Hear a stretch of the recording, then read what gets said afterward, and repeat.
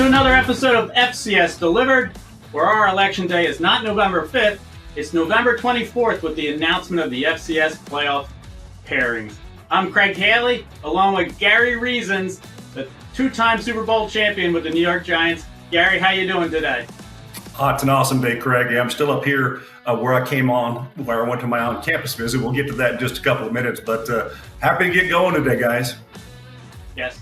I mean, in addition to your FCS National Awards on campus, we'll look back to Week 9, look ahead to Week 10. Our episode of FCS Delivered is produced by Seth, Biley, and Graham Bell, and we've got a lot to talk about. Gary, let's go to last week's Stats Reform FCS Game of the Week. Mercer 44-34 over Western Carolina, two nationally ranked teams. Tell us about this game. Well, this was a ball game that they played it well. We had a lot of explosion in the football game. Mercer's offense really just took over 500 yards of total offense in the game. And you know, it's pretty impressive, you know. And also Cole Gonzalez threw for 395 yards for Western Carolina. So it's you look at this game, you think these are big numbers, but it was one heck of a ball game, and it lived up to the game of the week billing, Craig. Dwayne McGee was just, you know, bound to have a good game the season he's having, and you know, just give him the ball and let him go through the line. So great performance by the Bears. You know, Western Carolina is still in the mix in the Southern Conference. That title race is one of the best out there. Now, there was one other nationally ranked game, 3 versus 4. You might have watched it on ESPNU. South Dakota State in overtime, 20-17 over South Dakota. Terrific game in the Missouri Valley Conference. It looked like the Jackrabbits might be headed to a second straight loss. They pulled it off in overtime. Great game, Gary. It really was. You know, it's one of those kind of it's a brother backyard football game. Basically, you got your in-state rival. You're going to want to win this ball game for all the bragging rights throughout the season and into next year. So you know, it's one of those games that you want to have get in the win column, and it was fun to watch. Yeah, you know, I think that scoop and score that South Dakota had late in the fourth quarter, Marquise Grace tied it up. You know, they had a kick to try and win it at the end of regulation. They went ahead on a field goal. I think what impressed me the most, though, with the Jackrabbits in overtime, they converted a fourth down. Didn't just go for a tying field goal. They converted a fourth down, got it, and then, you know, won it on Amar Johnson's 3-yard touchdown run. So Jackrabbits had a lot to prove, and they certainly, you know, came through in the end. Now, those two games, nationally ranked teams playing each other, what kind of impact did they have on the Stats Reform FCS Top 25 poll this past Monday? Well, South Dakota dropped from 4 to 5, with UC Davis moving up. Top 3 stayed the same. North Dakota State, undefeated. Montana State is second, right behind the Bison. Then South Dakota State, a deserving third. I just think, you know, these top teams, any of them could win the national title. It's thrilling to see how talented they are, Gary. Craig, it's going to be a very interesting end to the season in a couple of these conferences, especially the Big Sky and the Missouri Valley, because they're now about to start playing each other, the top teams in the league in each conference. So they're going to have a little bit of movement there, and that's what we're seeing in our top 25 poll. It is adjusting at the top because we have a lot of the teams from those two conferences in that top 25 and at the very, very elite top 10 positions. And so I think there's just going to be a little bit of movement depending upon how these teams play against each other towards the end of the season here. It will be fun to watch here in November. Now, you know, we're talking teams here. We've been doing that all season. Last week, we focused a little more on individuals, Gary. I mean, the Jerry Rice Award watch list came out on TheAnalyst.com. 30 freshmen to watch for the season-ending National Freshman Player of the Year Award. It's a diverse list. I mean, from a quarterback, you know, Sacramento State's Carson Conklin, to North Dakota State running back Marty Brown, to, you know, defensive players, you know, like a Wofford safety, C.J. Combs, a punter, McNeese's Finn Lappin. It's just any position, and it's been fun over time. I know you really enjoy the list of past winners. Some of them have starred in the NFL. They really have. You know, we've had a really prominent list. When you take a look at these guys and you start looking at guys like Cooper Kupp and Chase Edmonds and what they've done in the National Football League, and then you have Trey Lance and what he's been able to do as a first-round draft pick. Look at the next two guys, 2020 and 2021, Cam Ward and Shedeur Sanders. Those guys may be either Heisman Trophy winners. They may be first or second picks in the upcoming NFL draft. Giovanni McCoy and Eli Gilman, there's still plenty of playing time for them left. But I think that there's going to be some really unique stories over time here with this Jerry Rice award list. And it's fantastic. And I think the voters definitely got a lot of selections right here. Yeah, it's a fun group. I mean, it's great to watch it play out how well these players are. Now, we do have a couple other awards that'll be finalists in the near future. The Walter Payton Award for FCS Offensive Player of the Year. 38th season, Gary. First half of the history of that award was running back led. It's really become quarterback led in the second half of its history. Tell us some of the players to watch for here with the Walter Payton Award. Well, it is a fantastic award, and basically it's the top award, and it's typically going to go to an offensive player. Doesn't require that it's an offensive player, but it is. And last year's winner is up there again, Mark Gronowski from South Dakota State University. He's one of the favorites. Cam Miller's having a fantastic season at North Dakota State.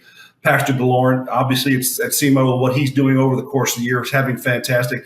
Kind of a new guy to the list, Maverick McIver, out there at Abilene Christian, somebody who's just putting up some huge numbers. And I think kind of a sleeping giant here may be Zach Calzada at UIW and kind of what's going on there. Cole Gonzalez, you just saw the numbers we showed in the previous clip of what he did last week, and he's just having a nice season. Jacob Clark from Missouri State, and also Monmouth's Derek Robertson. Those are just a few guys, but this is not any kind of a finals list. It's just these are the ones that we're kind of talking about here who are having exceptional seasons. But as we look towards the Walter Payton Award, these might be some candidates to consider. Yeah, that's a great list. I tell you, Mark Gronowski, he's a leader. He doesn't have the numbers this year. He's trying to win 2 in a row. He's won 2 national championships in a row, and now he's up for maybe a second straight Payton. So it's fun to see so many quarterbacks in the mix. I do enjoy the running backs because I think we're due to have one win. I mean, I do like, Shunderick Powell, Central Arkansas. He's leading the FCS in all-purpose yards. In the same conference, you got Kayvon Britton at Tarleton State, who's leading the nation in rushing. Lan Larison is just off the charts at UC Davis with what he does, catching the ball, running the ball, has them in the top 5. So, yes, I think it's a great list. Efton Chisholm, you want a wide receiver, over at Eastern Washington, land of Cooper Kupp. So look out for him. It's going to be fun to see who's on the finalist list, come the Thanksgiving week. Now, another big award, FCS Defensive Player of the Year, Buck Buchanan Award. In its 30th anniversary season, I know it's special to you, Gary. Who should be watching? It's the Defensive Player of the Year. That's how you win football games, Craig. You got to play defense, and so Buck Buchanan, obviously a great legend and a legacy name that we have to lead this award and really talk about his storied career at Grambling, and got some great candidates possibly to have that. Think about guys previously come to our event. David Walker from UCA, he's out there.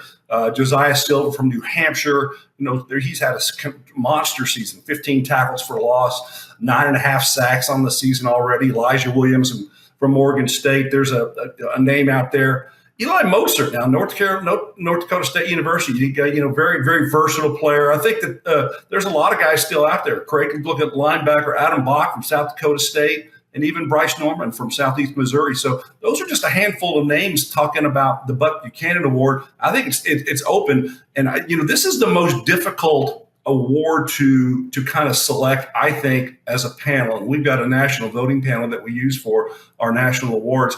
And this is the one that I find the most difficult because everyone looks at defensive players differently on how they assess their play. So, but we always come up with a great winner and all the finalists. So it'll be fun to watch. I agree, Gary. It always seems a little more wide open, not as clear cut, so it can go any direction. Love the Buck Buchanan Award and certainly 30th anniversary season. Now, before we go to break, Gary, we don't have a lot of time before break. Eddie Robinson Award, National Coach of the Year. If you had to pick right now going into November, would you have one single pick standing out?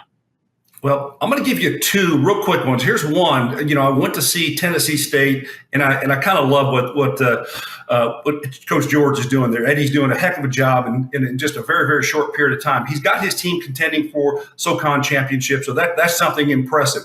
But I'm going to give you a name that I think would be a fantastic winner here, and this is going to be Tim Plow at UC Davis. He has brought that team. He's a former offensive coordinator multiple times. And now it's his first year as a head coach. He's playing. He's leading the Aggies out there, and it's impressive to watch. They're 7-1 on the season. The only loss is to Cal to start the season. He's a former quarterback at the program, and for him to bring this program to prominence in what they're doing, they have all of the games ahead of them. They've got Montana and Montana State just ahead on the schedule.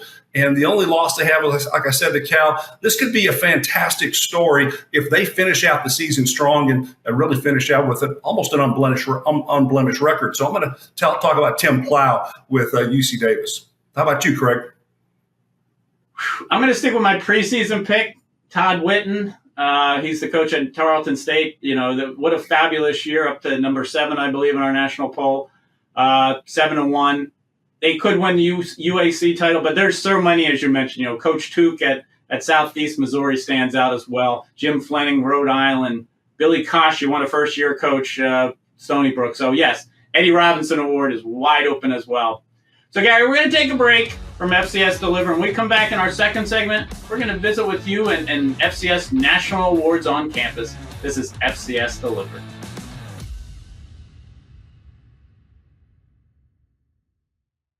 Bring rings to beach wedding. FedEx presents Tall Tales of True Deliveries.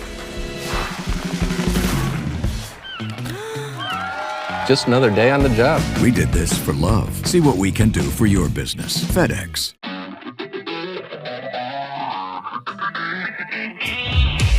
Welcome back to FCS Delivered. In this segment, we do our FCS National Awards on campus with Gary. 7 weekly award winners on TheAnalyst.com each Monday. 5 for Stats Perform, 2 for Urban Edge Network's HBCU Plus streaming service. This is a special week, Gary, because I know the school you went to joined the FCS earlier this decade. They just have a fascinating story to tell what they've accomplished. Tell us about it, Gary. Oh, it's a fun university. I'm up here in Minnesota.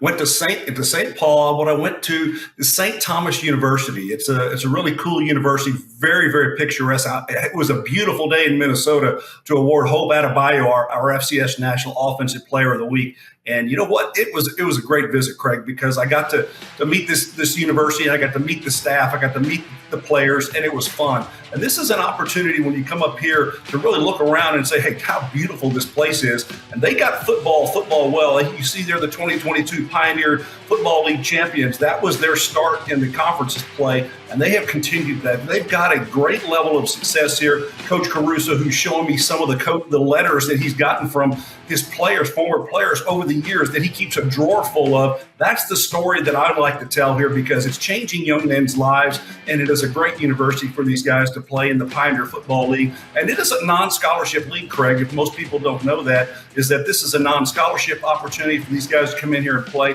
and they do it well. And Hope is a really unique story because he has a tremendous name, Hope Adebayo. Just imagine that. He's actually got a couple of siblings that are named Faith and Love. Go figure that. His parents are from Nigeria. They moved here as a family when he was about 5 to 6 years old, and he's just run through a lot of adversity, and he's done it in very good fashion. He's been with Coach Caruso his entire collegiate career, so that is a fun thing for him to do, and it is a really, really cool program. And he had 3 explosive runs, this being the longest run from scrimmage, 70 yards for a touchdown. He had 277 yards in that football game. And so both of those are school and Pioneer League records. So it's an outstanding performance by him and a great award winner and fantastic young man.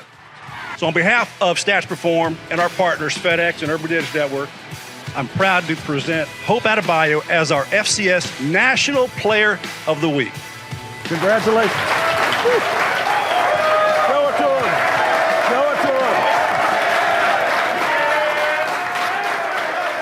Those guys had a lot of fun, Craig. It was impressive. It was a really cool place to be. I really enjoyed the visit there and talking to Coach Caruso. He is a very structured coach. The program there is in really, really good shape. He's been there for a long time, and he's got a lot of tradition there.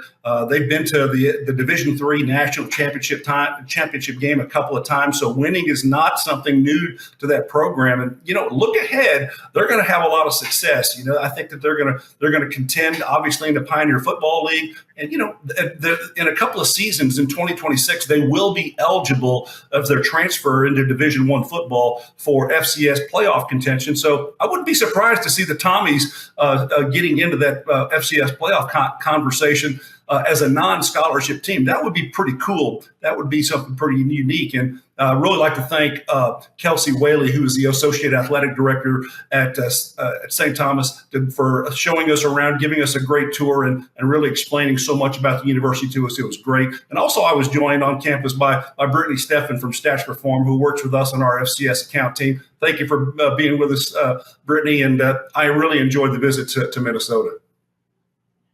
Well, you can make the All-League team, the All-American team, but if you make the All-Name team like Hope Adebayo, nobody's going to forget you. So, terrific visit to St. Thomas. The Tommies are just been lights out ever since they joined the Pioneer Football League. So, obviously, Hope was our Stats Reform FCS National Offensive Player of the Week. We have 7 award winners, as we mentioned. If you go to TheAnalyst.com, every Monday we announce who they are. They're right there. We have our FCS On Campus page.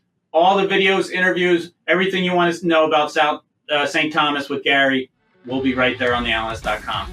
We're going to take another break from from FCS Delivered, and when we come back, we will talk Week 10 Pick'em.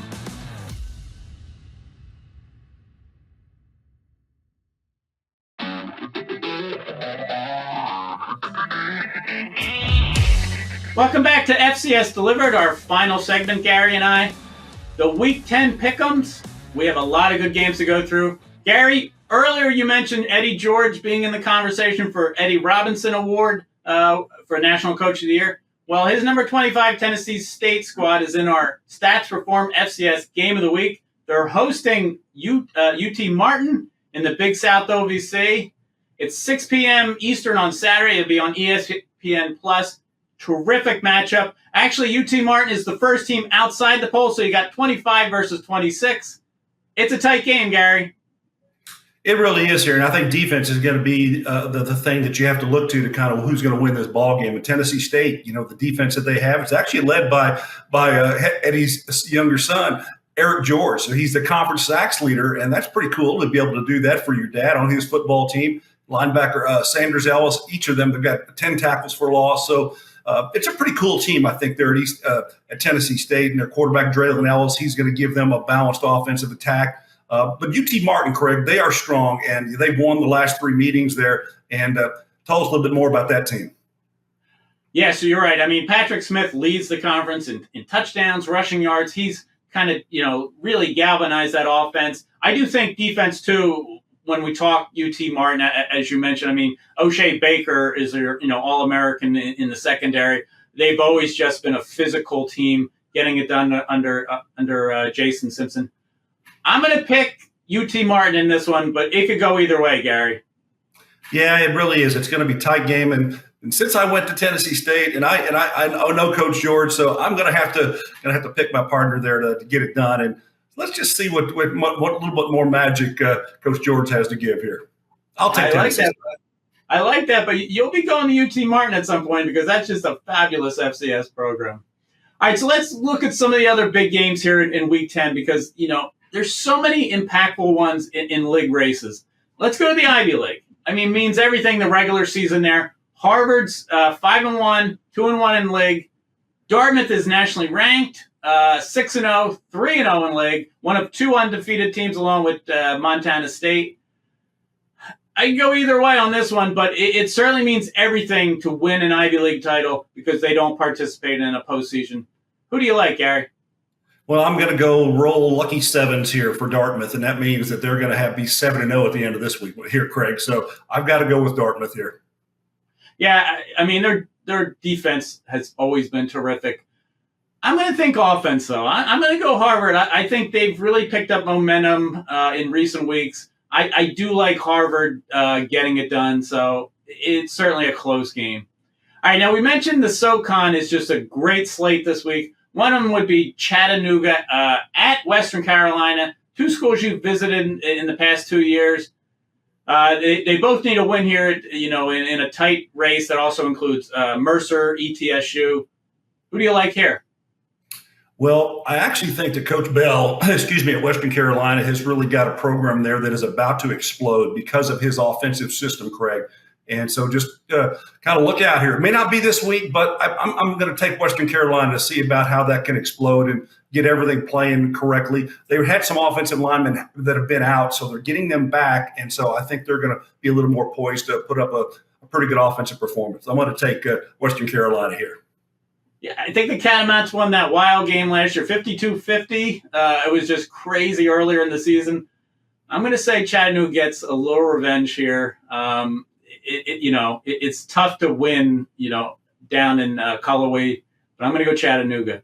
All right, let's go to the UAC. We mentioned how great of a race that is. Southern Utah at Abilene Christian. You know a lot about these teams. Tell us who you're picking. Well, you got to go to Texas. You got to go play, and it's going to be tough for Southern Utah to go down there and get that done. So I think that you're going to have to look at the Wildcats here, and Abilene Christian gets it, Greg. Yeah, I'm going to go with that. You mentioned Maverick MacGyver earlier. That he's just having a great year. I say they get it done. All right, we'll go out to the Big Sky now. Montana State's undefeated. They're at Eastern Washington, who's 2-6. But guess what? The Eagles are always tough at home against Montana State. The last 2 times they've played there in Cheney against the Bobcats, Montana State only won by 3. The 3 times prior to that, Eastern Washington won. So there's going to be a little bit of a battle here. I like the Montana State rushing game to just keep it going. They'll probably add back Julius Davis to the mix at running back. Can Eastern Washington pull an upset? Absolutely not. I'm going to be point blank and simple. Montana State is for real, and there's no stopping them this week. So just kind of make sure. Hopefully, it's not a really, really tough day for Eastern Washington. But I've got Montana State big in this one. Well, if you want an upset in the CAA, Monmouth would get it done at Rhode Island, which is a co-leader. Can that be an upset? There's a chance there. I think I'd like to go with Rhode Island here. I don't think that they're going to have a letdown at home. I think that they're playing quality football. So I think that's the one that I'm going to lean on, Craig. All right, I'll give you one more. Halloween night gets it all going in the MEAC. We love the HBCU, atmosphere at games, and it's just tremendous. It means everything to those schools. North Carolina Central, the league leader at South Carolina State. Who are you picking? This is one of those where you can kind of throw it out, North versus South, kind of both the Carolinas get it together there. And all of a sudden, really what North Carolina Central has done over the last couple of seasons as we've watched them, it's been impressive. I've got to go with North Carolina Central in this one, but I think it's going to be a very, very close ball game. I'm going to go Eric Phoenix behind center with South Carolina State, but either way, this is a great matchup for the MEAC and national attention. All right, well, that brings a close to this week's FCS Delivered. Gary, I know you will be traveling back home to see all the games. What else you got going on this weekend? Well, we got Halloween coming up here, which is going to be fun with the little grandkids here running around. I'm an old enough guy to have grandkids. That's right. But the weekend is going to be fun. I get to go back to New Jersey to spend some time with the Giants. So I'll be watching football on Saturday and attending a Giants game on Sunday in New Jersey. So I have a little work to do, but it's all fun. Well, you have a built-in costume. You put on a little eye black, number 55 jersey. I think you're set. Well, safe travels, Gary. I hope you enjoy the games. I hope you have a great weekend with the Giants. We will be back next week for another episode of FCS Delivered. We thank everybody for tuning in this week.